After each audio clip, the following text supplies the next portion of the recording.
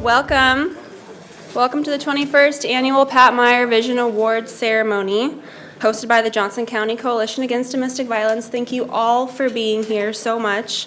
Every year, our community comes together to honor and celebrate the important work being done throughout the county to combat domestic violence and to support survivors. And it's amazing to see so many community members here today to celebrate with us and to show support for the Pat Meyer Vision Award recipients and the work that they're doing. I'm Nadia Dubiani. I'm an advocate at the Domestic Violence Intervention Program and the co-chair at the Johnson County Coalition Against Domestic Violence. And before we get things started, I just want to say thank you to all of the coalition members for their hard work, to our county attorney, Janet Linus, for helping us host this event, and to all of the DART officers here in the room, past and present, and to Hy-Vee for donating this awesome lunch that we're enjoying. And a very, very special thank you to all the Pat Meyer Vision Award recipients who are here today. And if I can ask you to please stand real quick so we can just recognize you, past award recipients.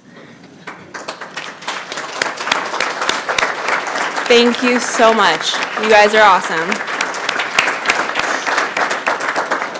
Thank you all for being here today.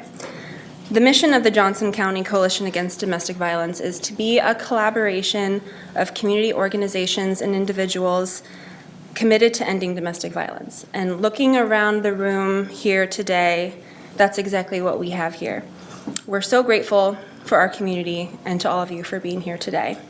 So with that, I'd like to introduce our MC, County Attorney Janet Linus. Thank you, Janet.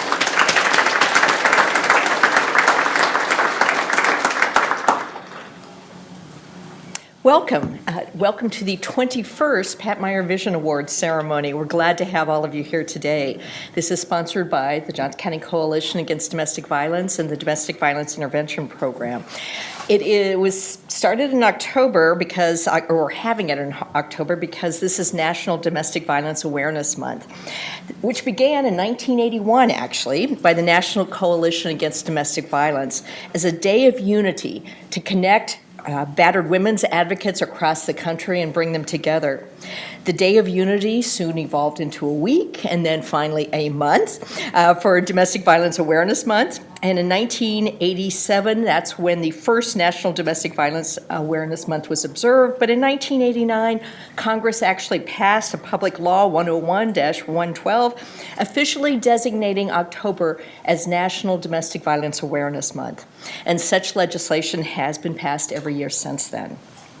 During this month, we join with other anti-domestic violence organizations to promote greater public awareness and education about the impact of domestic violence on families and communities. Now, what exactly is domestic violence? When we talk about it, I want to be clear.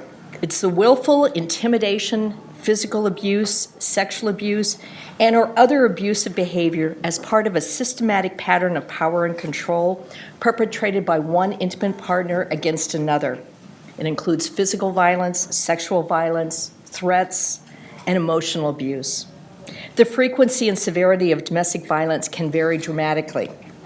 How prevalent is it? Well, domestic violence affects millions. It affects people of every gender, every sexual orientation, straight, gay, bisexual, etc., of every race, of every religion, culture, and status. And it's not just punches and black eyes.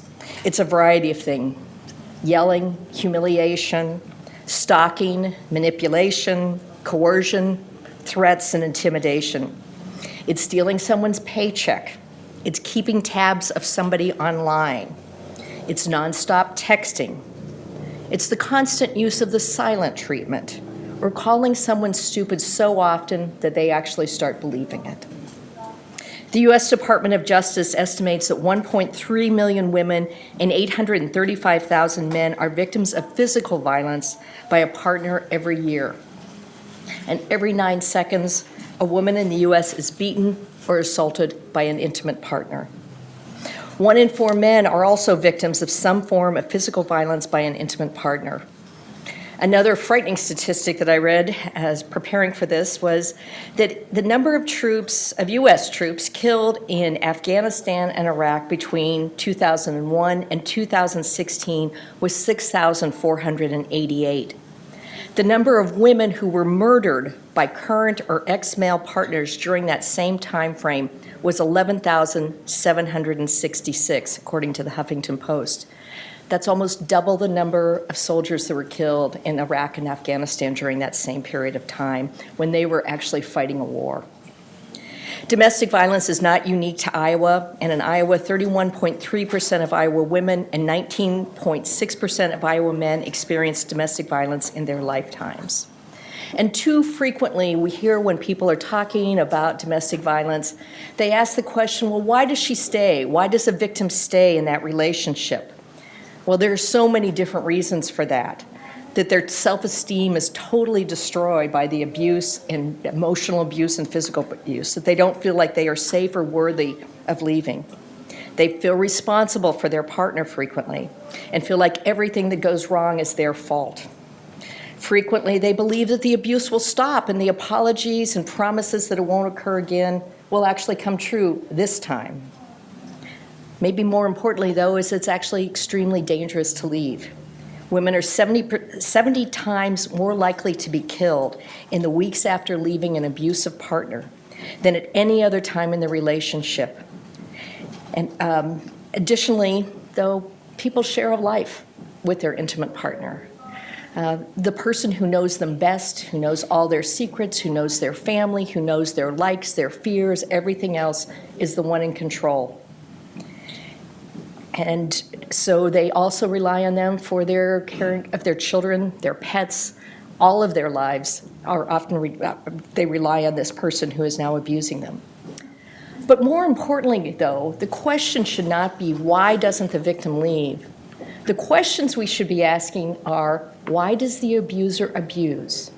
And maybe more importantly for us here today, how can we stop it?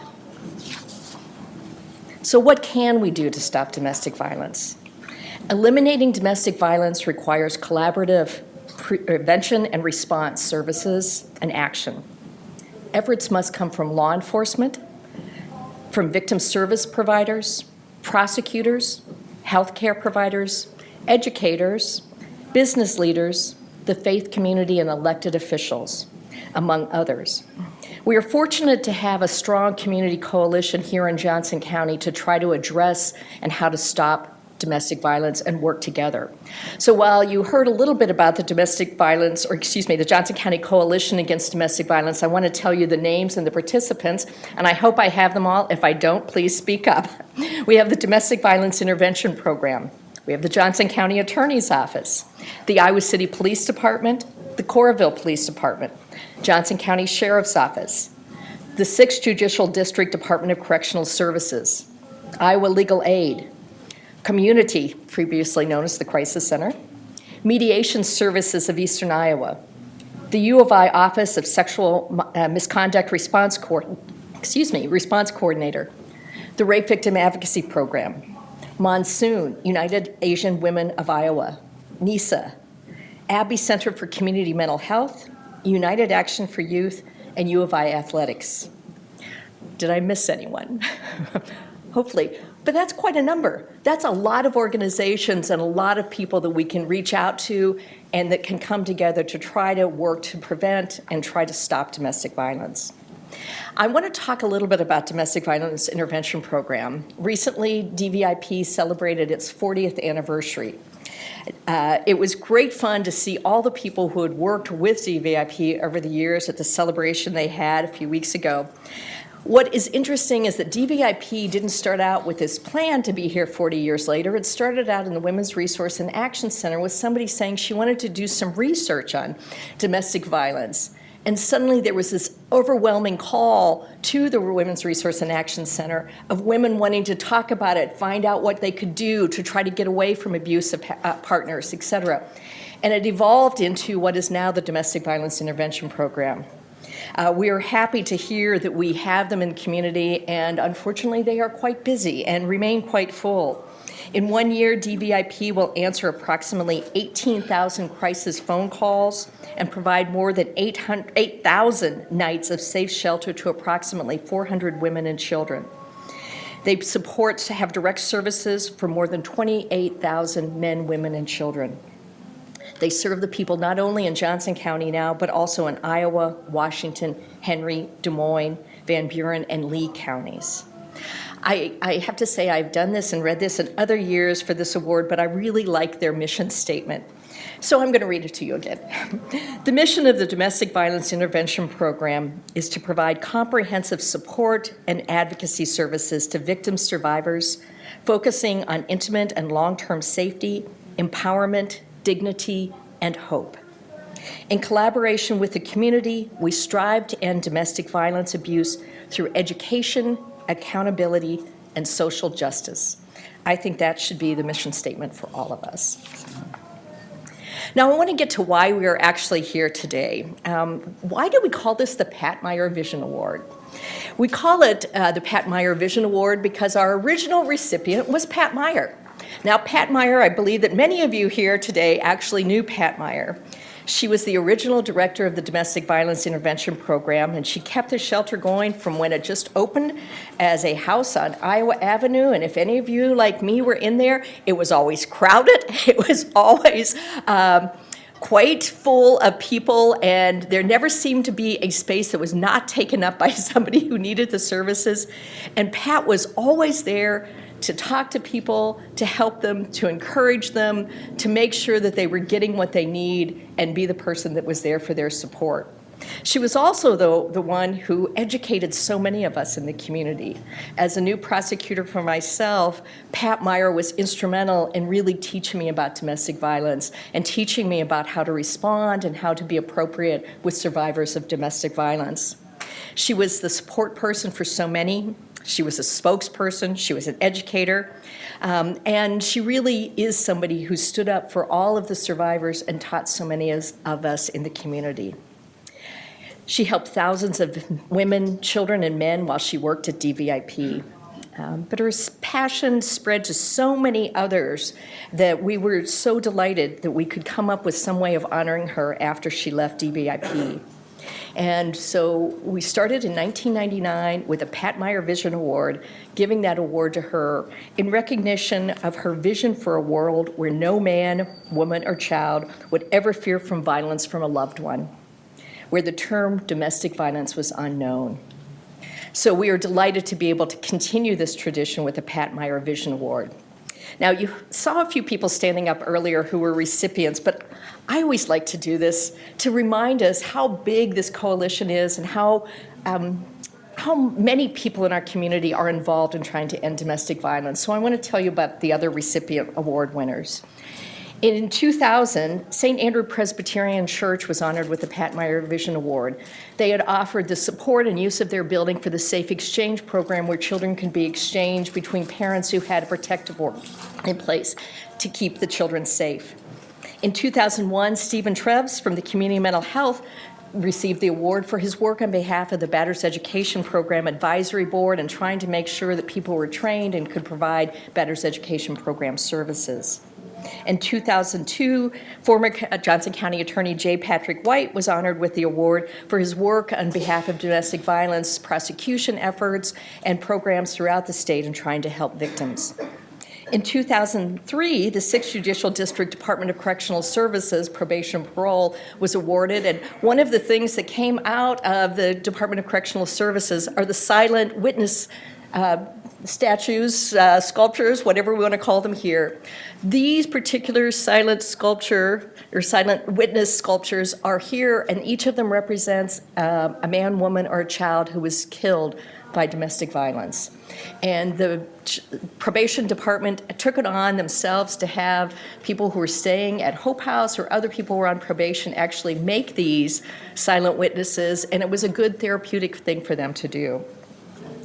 We were happy in 2004 to award Linda McGuire, who was the former head of RAC when the whole idea of starting the Domestic Violence Intervention Program came around. She also then went on to law school and became the first assistant Johnson County attorney, where she worked on training police, prosecutors, and actually prosecuting domestic violence herself. She then went to become a professor at the University of Iowa College of Law and worked in the Citizen Lawyer program. She wrote what I call the fundamental book for prosecuting domestic violence in Iowa. And it's a book I still have on my shelf after many years. Linda McGuire was a great asset to us, though, too. In 2005, the Community Television Services was awarded the Pat Meyer Award for having put together numerous public service announcements that were played in various theaters and in other places in the community to advise people about the services of DVIP and about how people could get involved in preventing domestic violence. In 2006, Chamber Electric and Crescent Electric were awarded the Pat Meyer Vision Award for trying to keep the shelter's lights on all the time, no matter what. Something very important and much appreciated. In 2007, Karen Seiler, who is a member of the Johnson County Coalition of Domestic Violence and a staff member at RVAP, was awarded the Pat Meyer Vision Award for her tireless effort on behalf of all victims and her work on behalf of the coalition. In 2008, Iowa City Police Officer Bob Hartman, who was the domestic abuse specialist for the police department, was given the award for his outstanding work with victims and survivors of domestic violence. In 2009, we were pleased to award Mary Ann Petty from the Domestic Violence Intervention Program for her work as an advocate on behalf of victims and survivors. In 2010, Sandy Booker, who was the Victim Witness Coordinator for the Johnson County Attorney's Office, received the work for her efforts on behalf of victims, whether it was giving them a Kleenex or holding their hands before a deposition or as they were waiting to testify in trial, or just listening to them as they called with questions or in tears over what was going on in their lives. In 2011, Linda Stevenson was awarded this for her tireless efforts on behalf of so many victims, survivors, and different programs to help our community.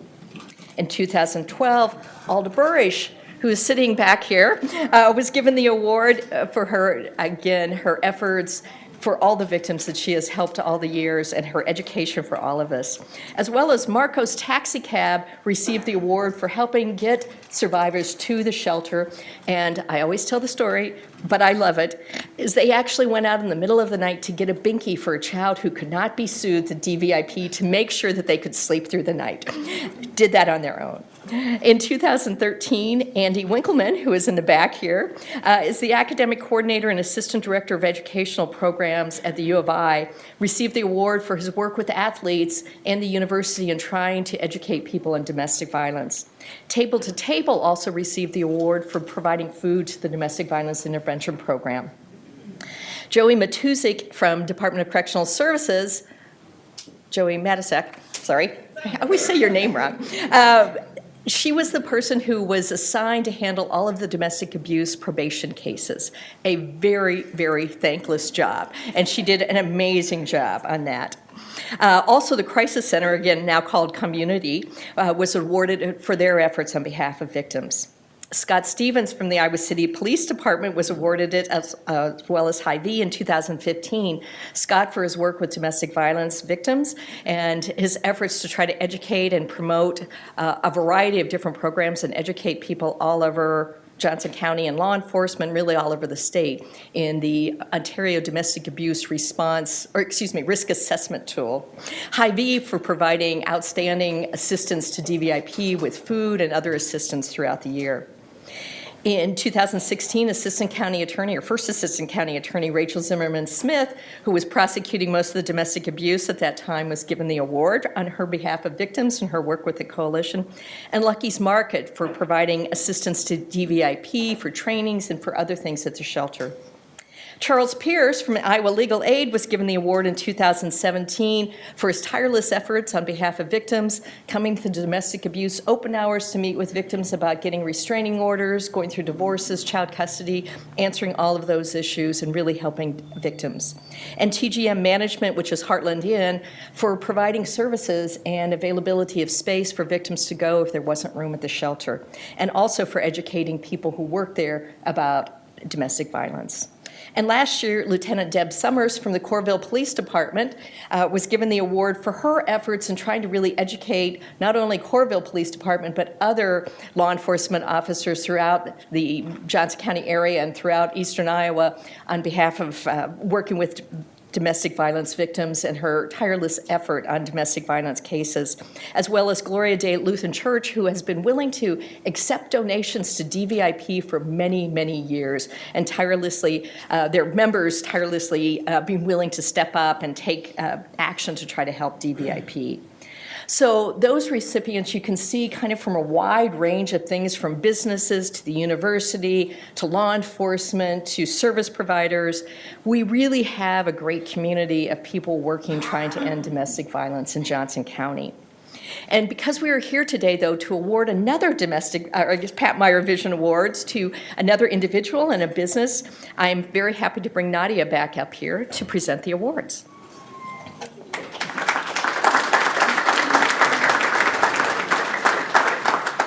Thank you, Janet. It's really awesome to hear about the history and sort of the reason why we're all here today. So it's my honor to get the awards started now. Professor Lisa Cox is the perfect example of someone using their power and platform to help others.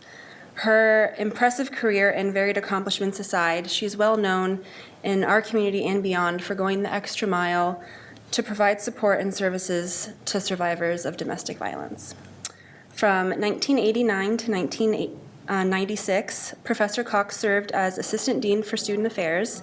She is a former board member of both the ACLU of Iowa and the Domestic Violence Intervention Program.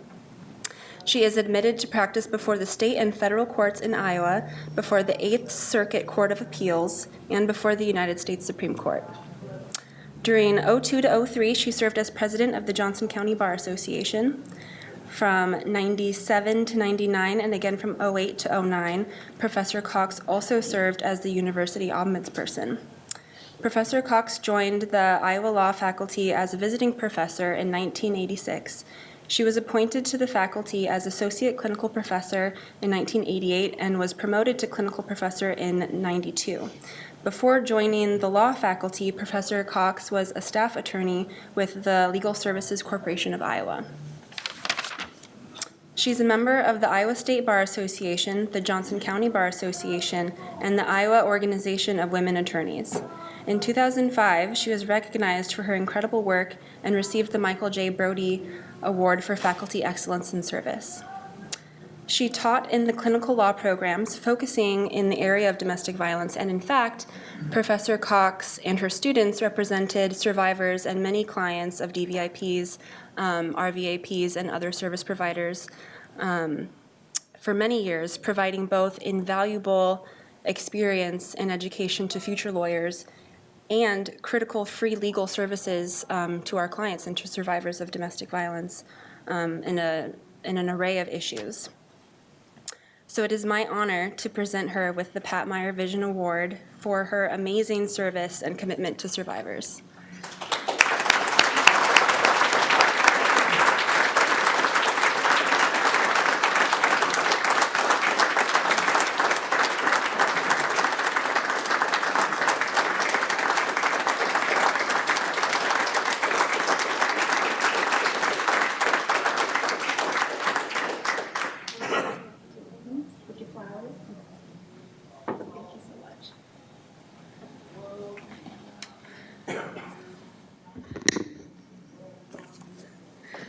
Thank you, Nadia, and thank you, DVIP. This award is a surprise to me, and I'm very grateful and honored to receive it. I'm particularly honored to receive an award named for Pat Meyer, who I remember well. And I was interested to hear Janet describe the old original shelter. Whenever I was in there, there were beds all over the floor. I mean, you literally couldn't walk down the hall. It was quite a place. A lot of people have worked with me very closely in doing this work over the years, and I owe a lot of thanks to them. And so, first of all, just thanks to DVIP for all that they do. Specifically with regard to my work, they made lots of very good referrals to the clinic and then followed through to work as partners with us as we tried to obtain legal protection for survivors of domestic violence. There are so many people a few stand out: Christy, Nadia, Alda, the late Mary Ann Petty, but there are so many more, and I don't want to slight any of them who were all wonderful to us. To my colleagues in the legal clinic, several of whom are here today, Becky, Bobby, John, Michelle, this was always a group effort.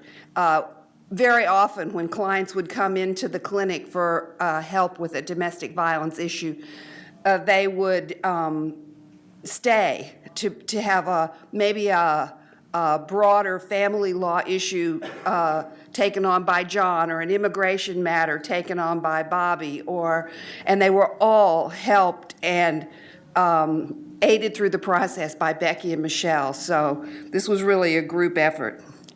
So many students over the years learned so much and worked so hard on these cases. Some of them came to the clinic wanting to do domestic violence work and very aware, and some even experienced before they came.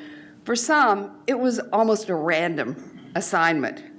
But I think almost without exception, they were drawn into the work, and some of them went on to make this their career. Others who have not made it their career have still chosen to represent survivors of domestic violence for their pro bono work. So that's very good too. And it was a pleasure to work with those students over the years. And finally, the clients. And it was really an inspiration for me, for my colleagues, for the students, to work with the clients referred to us by DVIP as well as other providers in town. Now, I want to be clear. Survivors of domestic violence are not necessarily saints. They're just like the rest of us. Sometimes they're late for appointments. Sometimes their memories aren't perfect. Sometimes they're so passionate about things that they exaggerate.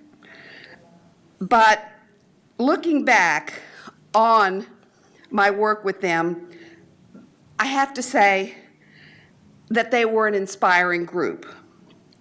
I remember their courage to stand up in court against their abusers. I remember how they wanted to be fair to those abusers who had not been fair to them. And they were kind and patient and good-natured with us and with the community, even after facing really terrible adversity. It was an honor for me and my students that they placed their trust in us. The only other thing I want to say is to draw attention to the little story in the program, the one about the dead bodies. If you haven't read it already, you might do it. Take the program and do it after we're finished here. But it points out something important. It's in social justice work of all kinds, it seems like there's always a tension between providing immediate service to the person who's sitting across from you and trying to find time and resources to work on the bigger problems, the root cause of what brought that person across the table from you. And mostly in my work, we did the former. We represented individuals and we did what we could for them. We did a little bit of the other. We would provide testimony or factual information to regulatory bodies, or for a while we worked on a resolution, where's Bronis? A resolution that we presented to local governing bodies asking them to acknowledge freedom from domestic violence as a fundamental human right, and they mostly were happy to do that. So we did a little bit of that work. But I've learned over the years that it's simply not realistic to expect a small group of people who work for DVIP and RVAP to carry out both these very challenging tasks themselves. They can't do it all.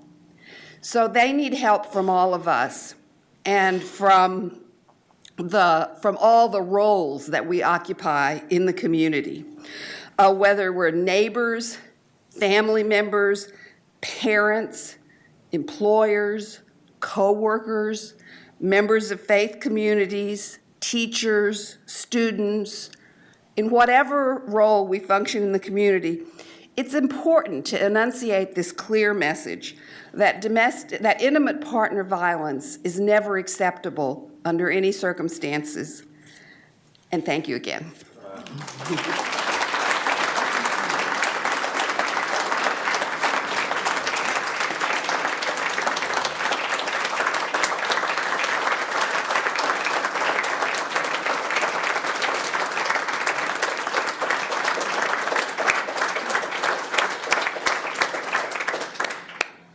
Thank you, Lois. Your work in this community and beyond will never go unrecognized, and we're very grateful for you, for your work, and for the clinic.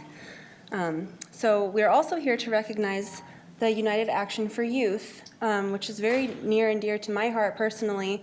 My siblings and I spent a lot of time at the youth center there, playing, doing art, recording music, and it's really special that you guys are here with us today. So we want to recognize you for going above and beyond to support survivors and families, and for providing incredible youth services that our community is so grateful for. We know very well what some of the effects can be on children, some of the effects of domestic violence. There are so many services that focus on adults, and sometimes we find ourselves wondering, what about the kids? And that's why we have UAY. Whether kids need a fun and safe place to hang out after school, or make friends, make music, make art, or they need support coping with something going on at home. The United Action for Youth is there for them. In 1988, Stu Mullins started his career at the United Action for Youth by developing an after-school program for arts and music for teenagers and coordinating the UAY's youth center, which is now downtown. He currently is the executive director at UAY. During his time there, he has worked in all areas of UAY's prevention and intervention programs. And Stu credits the simple UAY philosophy of unconditional positive regard for all participants, community members, and staff as the driving force behind UAY's rich history of empowering youth to happier and healthier lives. And that is exactly what they do. And it is my honor to present Stu Mullins and the United Action for Youth with the Pat Meyer Vision Award for their service to youth and survivors.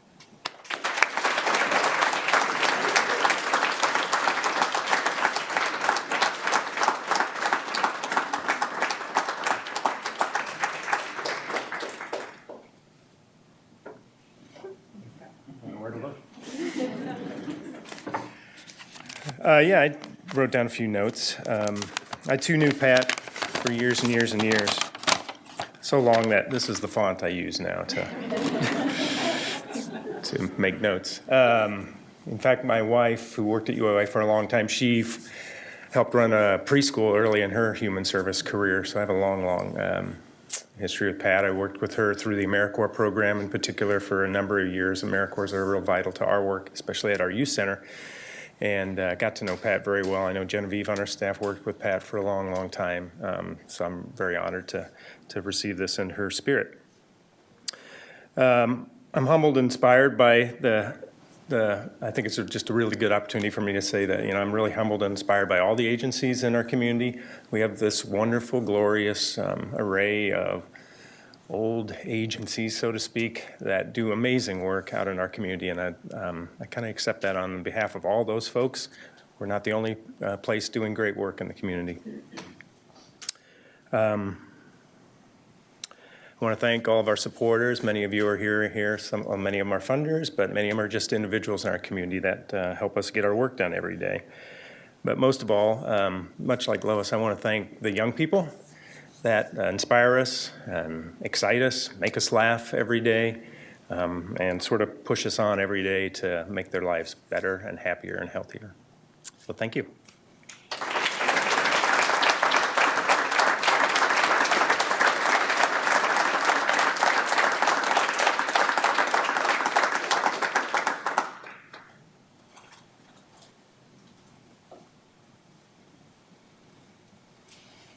Well, congratulations again to both of our recipients. Very well deserved, and we really appreciate all you have done to help so many people and to inspire all of us. So thank you. Give them another round.